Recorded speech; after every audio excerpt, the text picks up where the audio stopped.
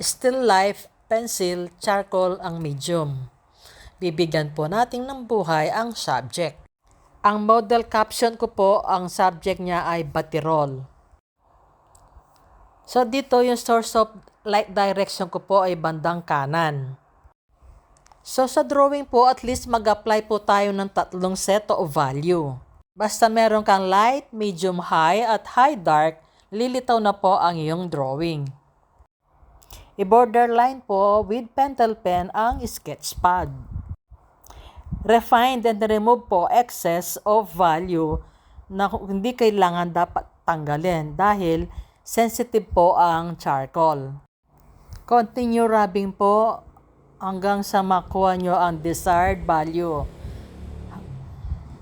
So dahil simple lamang po ang subject, ito po ay ginawa ko ng 3 hours lamang.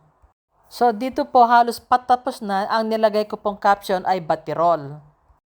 At syempre kung proud ka, ilagay mo po ang pangalan at date ng iyong ginawang project. So abangan nyo po ang susunod kong video. Thank you for watching. Like, comments, and share po.